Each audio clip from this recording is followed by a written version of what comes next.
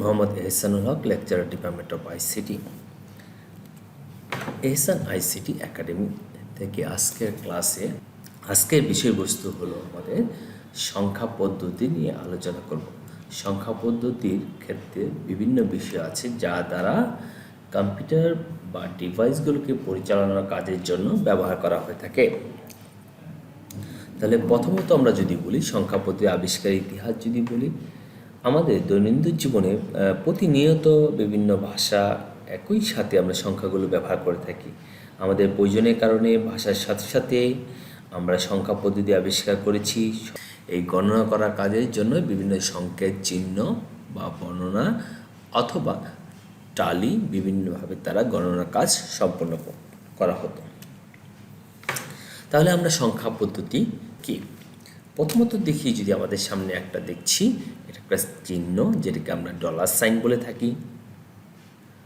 একইভাবে যদি বলি আমরা 5, তাহলে 5 একটা সংখ্যা, নর্মালি জানি 5 একটা সংখ্যা। তাহলে সংখ্যা পদ্ধতি হলো এক ধরনের সংখ্যা বা প্রতীক যার মাধ্যমে আমরা প্রকাশ করে থাকি। তাহলে আমরা কোনো সংখ্যাকে যদি আমরা গণনা বা প্রকাশ করার জন্য ব্যবহার করে থাকি, সেটাকে আমরা সংখ্যা পদ্ধতি বলে থাকি। যেমন আমরা দেখি 0, 1, 2, 3 এভাবে আমরা 9 পর্যন্ত অনেকগুলো ডিজিটকে আমরা ব্যবহার করি। মূলত কম্পিউটার কাজ করার জন্য সংখ্যা পদ্ধতি দুই ধরনের সংখ্যা নিয়ে কথা বলে থাকে। একটাকে আমরা বলছি পজিশনাল সংখ্যা পদ্ধতি, আর একটাকে বলছি আমরা নন পজিশনাল সংখ্যা পদ্ধতি।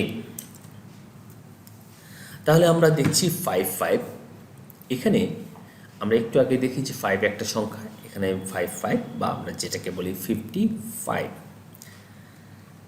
এই 5 কথাটা যদি আমরা আসে, তাহলে আমরা বিষয়টা দেখতে পাচ্ছি যে এই ডানের 5টাকে আমরা এককের ঘরের সংখ্যা বলে থাকি এবং বামের 5টাকে আমরা দশকের ঘরের সংখ্যা বলে থাকি। যে কারণে বামের সংখ্যাটার জন্য আমরা এখানে তাকে 5 বলতে পারছি না, তাকে আমরা 50 কাউন্ট করে থাকি, এবং বামেরটাকে আমরা এককের ঘরের সংখ্যার জন্য আমরা সেটাকে 5 হিসেবে গণনা করে থাকি। তাহলে যে সংখ্যা পদ্ধতিতে পজিশন বা অবস্থার উপরে মানের পরিবর্তন হয় তাকে বলি পজিশনাল সংখ্যা পদ্ধতি। আমরা যে দশমিক সংখ্যা গণনা করি সেটা একটা পজিশনাল সংখ্যা পদ্ধতি। তার পজিশন এবং অবস্থার উপরে তার মানের বা ভ্যালুর একটা পরিবর্তন চলে আসে। তাহলে এক্ষেত্রে আমরা যদি বলি পজিশনাল সংখ্যা পদ্ধতিকে 4 ভাগে ভাগ করা যায়। একটা ডেসিমেল বা দশমিক সংখ্যা পদ্ধতি, যে দশমিক সংখ্যা পদ্ধতি বেস 10, ভিত্তি 10, সংখ্যা 10টা সংখ্যা নিয়ে ব্যবহার করে থাকে। আমরা বলতে পারি 0, 1, 2, 3, 4, 5, 6, 7, 8, 9। এই 10টা চিহ্ন দ্বারা, 10টা সংকেত দ্বারা তার ভ্যালুকে প্রকাশ করে এবং তার একটা অবস্থা, স্থানীয় মানের উপরে তার ভ্যালুর একটা পরিবর্তন ঘটে। তারপরে বাইনারি সংখ্যা পদ্ধতি, যেটা 0 এবং 1। বাইনারি সংখ্যা পদ্ধতির দুইটা চিহ্ন, 0 এবং 1, যেটাকে আমরা বিট বলে থাকি। আর অন্যান্য সংখ্যা পদ্ধতির চিহ্নগুলোকে বা সংখ্যাগুলোকে আমরা ডিজিট দ্বারা প্রকাশ করা হয়ে থাকে। তারপরে যদি আমরা আসি অক্টাল সংখ্যা পদ্ধতি, অক্টাল সংখ্যা পদ্ধতি বেস 8, ভিত্তি 8, সংখ্যা 8টা চিহ্ন দ্বারা প্রকাশ করে থাকে, 0, 1, 2, 3, 4, 5, 6 এবং 7। এবং কম্পিউটার সিস্টেমের কাজের জন্য সে হেক্সাডেসিমেল আবিষ্কার করে, যার বেস 16, সংখ্যা 16, স্থানীয় মানেও 16 গুণ করে তার পরিবর্তন করা হয়ে থাকে। তাহলে 0, 1, 2, 3, 4, 5, 6, 7, 8, 9, এবং আমরা যেটা ব্যবহার করি A, B, C, D, E, F।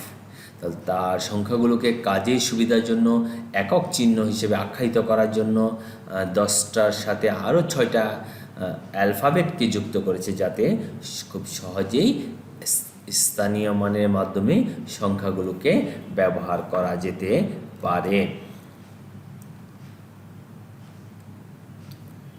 এছাড়া আমরা নন পজিশনাল সংখ্যা পদ্ধতি যদি বলি আমরা, তাহলে সহজভাবে আমরা বুঝতে পারতেছি যে সংখ্যার স্থানীয় মানের উপরে তার ভ্যালুর পরিবর্তন আসে না, তাকে আমরা নন পজিশনাল সংখ্যা পদ্ধতি বলতে পারি। যেমন আমরা টালি করলে 1, একটা সংখ্যা দিলে এটাকে আমরা 1 বলছি, এখন দুইটা টার্ন দিলে আমরা এটাকে 2 বলছি। বা 4টা দিলে এটাকে 4 বলছি। এখানে তার অবস্থা স্থানীয় মানের উপরে ভ্যালুর কোনো পরিবর্তন হয় না, সে এককের ঘরে থাকুক আর দশকের ঘরে থাকুক, তার অবস্থানকে এক হিসেবে কাউন্ট করা হয়ে থাকে। এছাড়া আমরা রোমান সংখ্যা দেখি আই, যেটাকে আমরা 1 বলে থাকি। আমরা যদি ভি লিখি সেটাকে 5 বলে থাকি। এখন যদি আমি বলি ভি আই, যেটাকে আমরা 6 বলি, তাহলে এই ভি আই বিষয়টা হলো ভিটা এখানে কিন্তু সে 5 কাউন্ট করছে এবং এই নিচের লাইনটাও ভিটাকে সে 5 হিসাবেই আখ্যায়িত করছে, কারণ 5 আর 1 হলো 6। এখানে স্থানীয় মানের উপরে তার অবস্থার পরিবর্তন ঘটছে